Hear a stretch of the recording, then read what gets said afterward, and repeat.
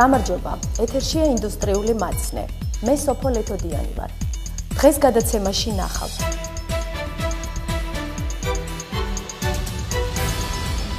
თებერვალს ჭიათურის სამთო გამამდიდრებელი კომბინატის ცენტრალურ დამყვან ფაბრიკაში მუშაობა განახლდა.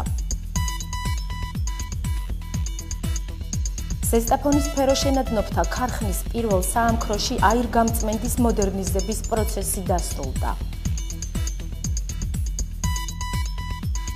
ჯორჯიან მანგანეზში წელს პირველად 64 უჯრედიან შაშში საქარხნო ჩემპიონატი ჩატარდა. მედიცინის მეცნიერებათა დოქტორის, კარდიოლოგის ეთერ ჯოჯუას პიროვნული და პროფესიული შტრიხები.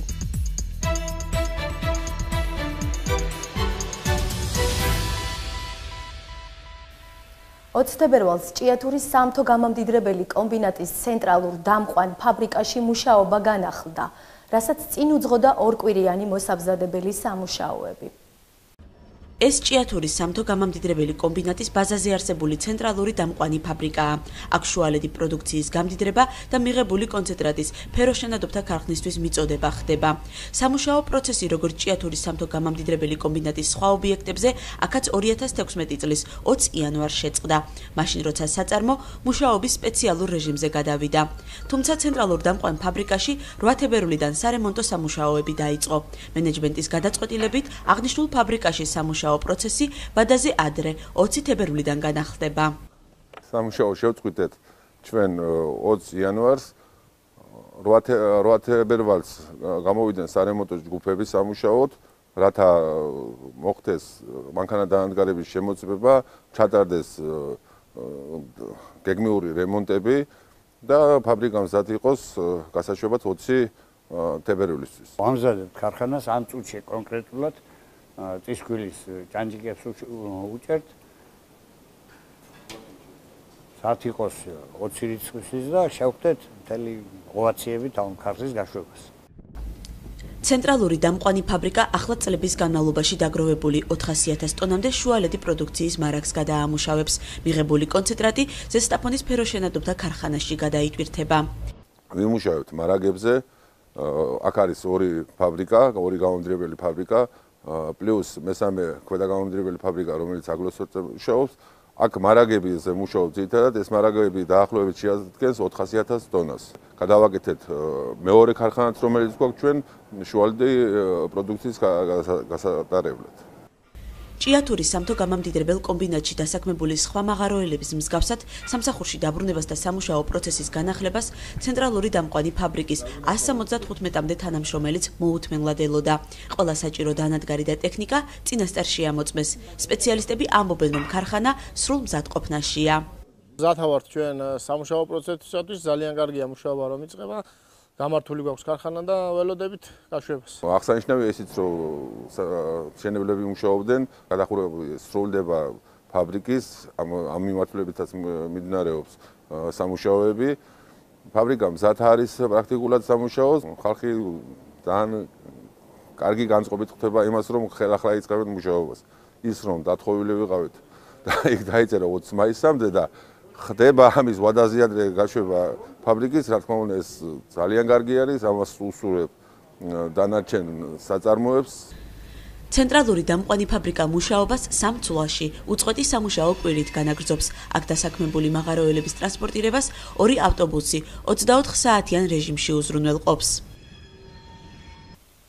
რამდენადაც ცნობილია კომპანიის ხელმძღვანელობა მუშაობის სპეციალური რეჟიმის ვადის ამოწურვამდე 20 მაისამდე ეტაპობრივად გეგმავს აღადგინოს საწარმოო პროცესი.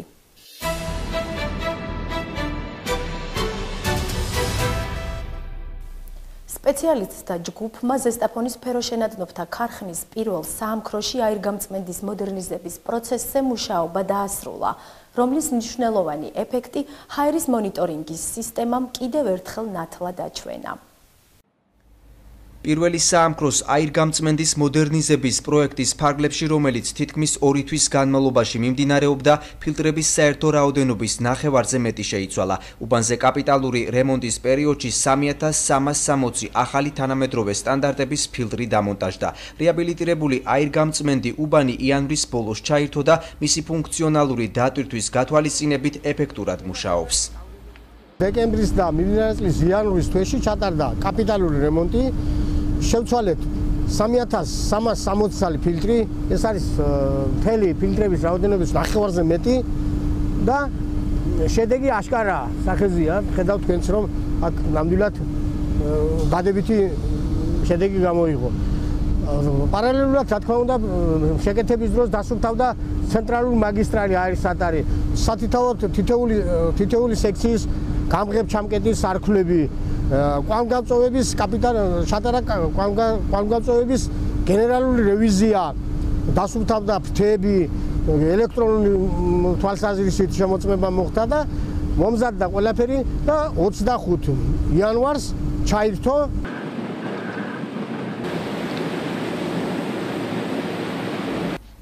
მორიგმა სიახლემ, რომელიც აღნიშნულ უბანზე განხორციელდა, მტვრის გადატანა დასაწყობებასთან დაკავშირებული პრობლემა მოხსნა. აირგამწმენდზე დაინსტალირდა და ფუნქციონირებაშია ეგრეთ წოდებული გრანულატორი, რომლის მეშვეობითაც ღუმელში ნარჩენი მტვერი ღუმელში ბრუნდება საკაზმთან ერთად და ხდება მისი უტილიზაცია.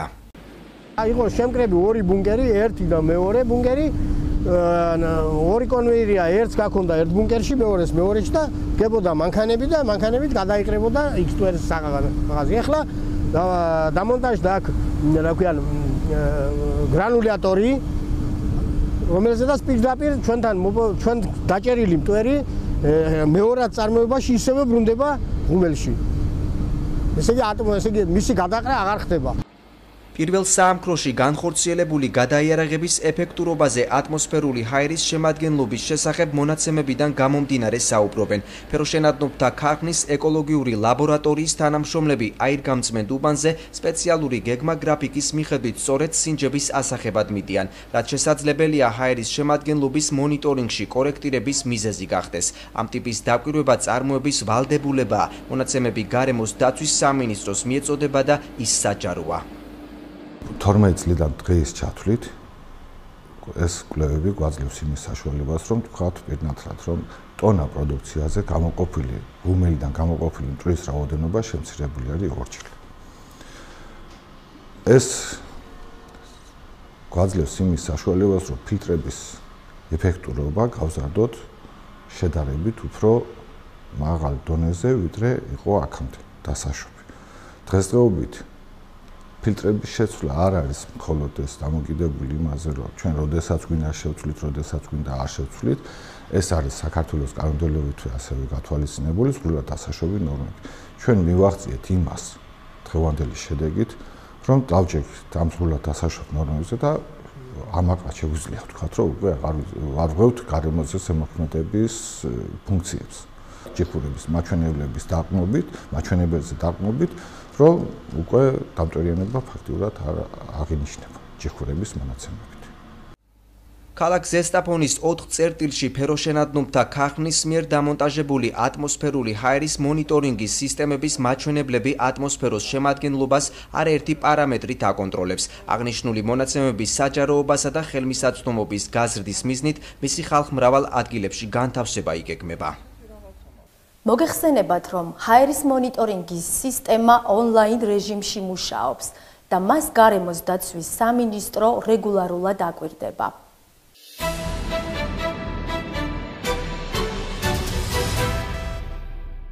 ჯორჯიან მანგანეზში წელს პირველად 64 უჯრედიან შაშში საქარხნო ჩემპიონატი ჩატარდა.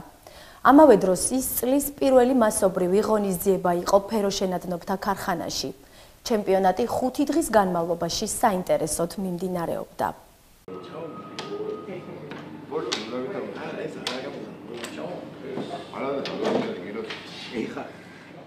ამ ფინალური პარტიის შედეგი პრიზიორების ვინაობის გასარკვევად გადამწყვეტი აღმოჩნდა. ტექნიკური კონტროლის განყოფილების ცვილს კონტროლიორი ზვიად კვეტენაძე პირველი საქარხნო ჩემპიონატის გამარჯვებული გახდა 64 უჯრედიან შაშში. გახარებული ვარ მიღწეული წარმატებით. აღნიშნა, რომ ღირსეული მეტოქეები მყავდა, თუმცა ამჯერად მათ არ გაუმართლათ.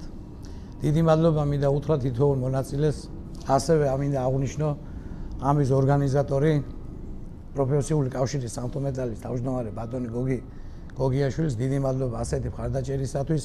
მან ბევრჯერ გააკეთა ასეთი ღონისძიებები, სხვადასხვა სპორტულ ღონისძიებები გააკეთა ფეროს თანამშრომლებისთვის. ამჯერად შაში არის კიდევ სხვა პროექტები, თუ მივიღებ მონაწილეობას გადავხედავ თუ არა და ამჯერად კი ვარ შაში ჩემპიონი. მიღწეული წარმატება საწარმოს ჩემპიონს პირველებმა ლიდერთა სამეულში მოხვედრილმა მონაწილეებმა მიულოცეს, რომლებიც ერთმნიშვნელოვნად ხაზგასმით მიუთითებენ ასპარეზობის პოზიტივზე, რომლის ჩატარების ორგანიზატორიც ფეროშენადობთა ქარხნის პროფესიული კავშირის სამთო მეტალის ხელმძღვანელობა იყო. ღირსეული მოწინააღმდეგე იყო და ეკუთვნოდა მას პირველი ადგილი. და დიდი მადლობა ორგანიზატორებს, მონაწილეებს და ამ საერთოდ დამფუძნებელს მოიგონეს შაში. კარგია, სტიმულს აძლევს ხალხს. მსგავსი ტურნირები ძალიან დადებითად აისახება, ზოგადად თანამშრომლები ერთმანეთს იცნობენ, გამეგრობდებიან მსგავსი ტურნირების შედეგად და დადებითი წვლილი ამაში მიუძღვის, რა თქმა უნდა, პროფესიული კავშირის თავმჯდომარის ბატონ გოგიაშვილს. არაერთი ტურნირის კიდევ გვერდება, რა თქმა უნდა და მივესალმები. მე ამჯერად მესამე ადგილი მოვიპოვე, რა თქმა უნდა. აყოფილი ვარ შედეგით, თუმცა აუცილებლად შევეცდები მომავალში გამარჯვებას. ქარხნის მასშტაბით დაგეგმილი ასპარეზობა გასული კვირის ორშაბათს დაიწყო და 5 დღის განმავლობაში გაგრძელდა. ჩემპიონატში მონაწილეობაზე განაცხადი საწარმოს სხვადასხვა სტრუქტურაში დასაქმებულმა 20-მდე მუშა მოსამსახურემ გააკეთა. მოწინააღმდეგეები, რომელთა შეხვედრის ადგილი პირველი საამქროს მოსასვენებელი ოთახი იყო, თავდაპირველად კენჭისყრის საფუძველზე დაწყვილდნენ.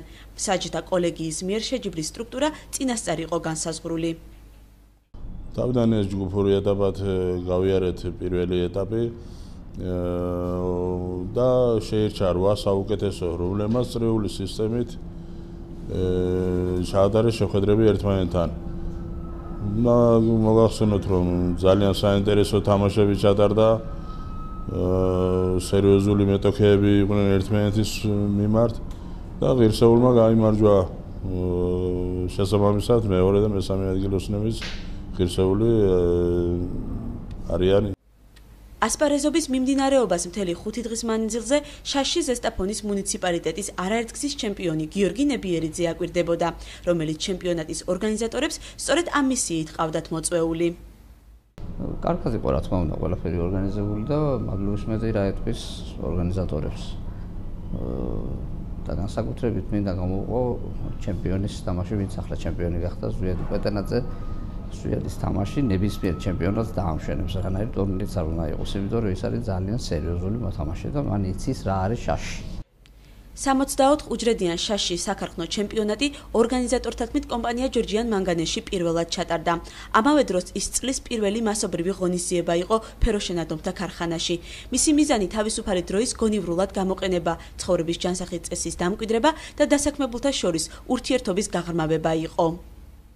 ჩვენ ვფიქრობთ, რომ აი ესეთი შეხვედრები დაახლოებს ახალგაზრდობას ერთმანეთთან, გაუგებენ ერთმანეთს და შემდგომში უფრო ჩამოყალიბდება მათი შრომითი საქმიანობაში მათი ურთიერთობები. ძირითადი არის ეს.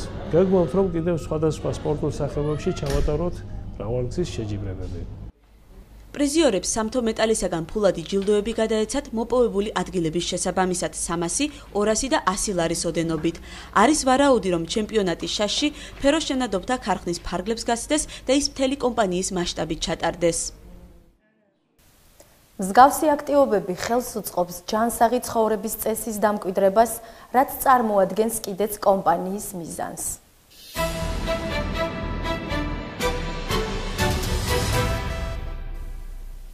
დღეს ინდუსტრიულ მაცნეში მედიცინის მეცნიერებათა დოქტორის, კარდიოლოგის ეთერ ჯოჯუას პიროვნულ და პროფესიულ პორტრეტს გთავაზობთ.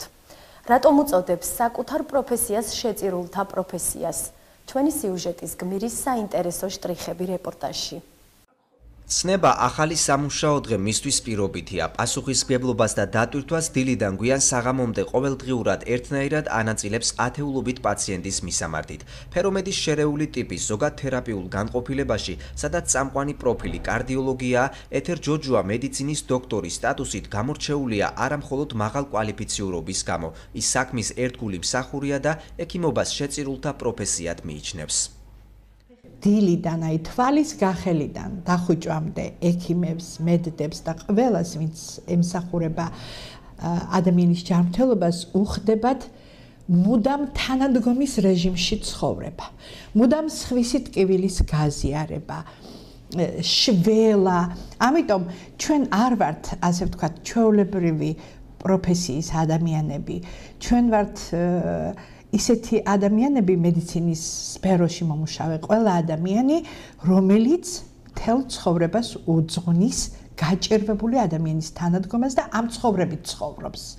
ეს საქმე იმდენად რთულია, რომ თუ არა ხარ მოწოდებით ექიმი, ისე როგორც ჯარისკაცი ვერ წავა ომში, თუ ის არ არის მოწოდებით მებრძოლი, ასევე ექიმი ვერ იქნება კარგი ექიმი თუ მას მოწოდებით არ აქვს ეს, ასე ვთქვათ, ინტუიტიური გრძნობები განვითარებული, რომ სხვას შეეწიოს, სხვას შეეფაროს, დაეხმაროს, გადაარჩინოს. ექიმის პიროვნებაში პროფესიის სიყვარულთან ერთად ცოდნის, შრომის მოყვარეობისა და კეთილშობილების სინთეზს მაღალი ავტორიტეტის საფუძვლად თვლის. 20 წლის განმავლობაში ეთერ ჯოჯუა კლინიკა ფერომედის კარდიოლოგიური განყოფილების ხელმძღვანელია და თავისი გუნდით ამაყობს. ჩვენი განყოფილება არის დიდი გამოცდილების, ძალიან კვალიფიციური სპეციალისტებით, როგორც ექიმებით, როგორც მედდებით, სანიტრებით. ეს არის უკვე შეზრდილი კოლექტივი, რომელიც ამ საქმეს დიდი ხანია მემსახურებით და თვალის მოვლებაზეც უკვე ვიცით ავატყობს რა სჭირს.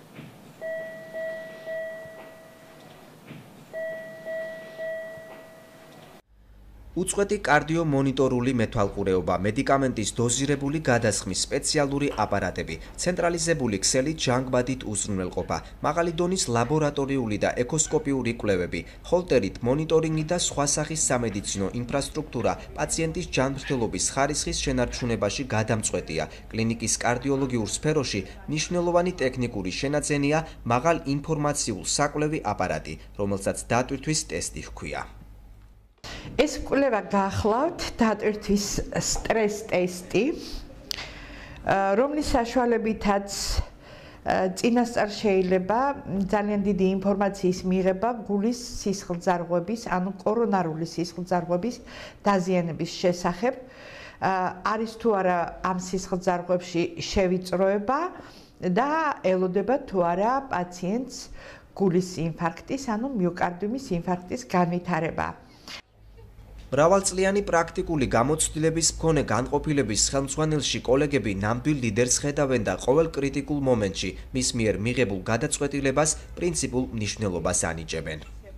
რო არის უახლესად კარგი მეგობარი, განყოფილების უფროსი, საუკეთესო დიასახლისი, მშვენიერი დედა და მეუღლე. ეს ყველა თვისება გაერთიანებული ამ ქართულ ხანში, რომელიც პატრიოტიზმითაც გამოირჩევა.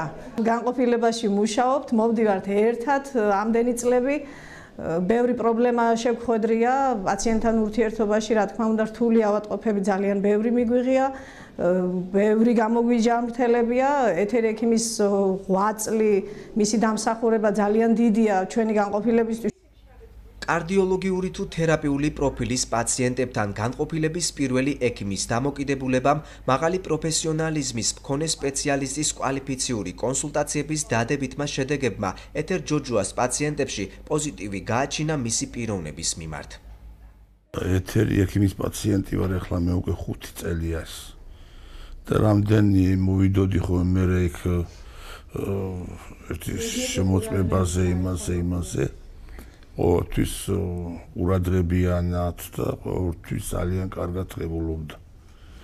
ხერო იყვნა ადუში უსმენდა შეს ყველაფერსა და ყველაფერს ისე გამოხატავდა რომ ჰეროიტყვიან დედაშვილიო რა ასეთნაირად. ძალიან მოყოფილი ვარ მე მაგალითად. ჩემი ძმისთვის ძალიან სამართლიანი, ძალიან გულიანი ქალია, ყველაფერს ისე უკეთებს, როგორც აუცილებლობა მოითხოვს და დიდი იმედისვალით უყურებთ ამ ქალბატონს. განამარტო ჩვენ, თითქმის ყველა გულით დავამტყოფები. წინვალი ქალბატონია, წინვალი ექიმია. შემიძლია თაბამატყო, რომ დღეს ქალბატონების დამსახურება მე რომ აქავარ. ეთერ ჯოჯუას სამუშაო კაბინეტის კედელს უფროსი ვაჟის მიერ ბავშვობაში შესრულებული ნახატები ამშვენებს, რომელიც კარდიოქირურგია და ახლა სამედიცინო სივრცეში თავის დამკვიდრების პროცესშია. დედის პროფესია აირჩია მეორე ვაჟმაც, რომელიც მეოთხე კურსს სწავლობს. ხელოვნების სიყვარული შვილებს მამისაგან გამოყვათ. აკაკი გოცაძე მხატვარი და ფერმწერია. ეთერ ჯოჯუას ოჯახი თბილისში ცხოვრობს, რომელთანაც კონტაქტს დატვირთული სამუშაო გრაფიკის მქონე ექიმი თანამედროვე ტექნოლოგიების დახმარებით ახერხებს. უქმე დღეებს კი შეძლების დაგვარად მათთან ატარებს, რაც მისთვის ერთგვარი ფუფუნებაა. მეუღლის სახელოსნოში ყოფნა მისთვის სულიერი სიმშვიდის ტოლფასია. ყოველი ახალი ტილოსა და ნახატის ესკიზის პირველი შემფასებელი მაინც ისაა.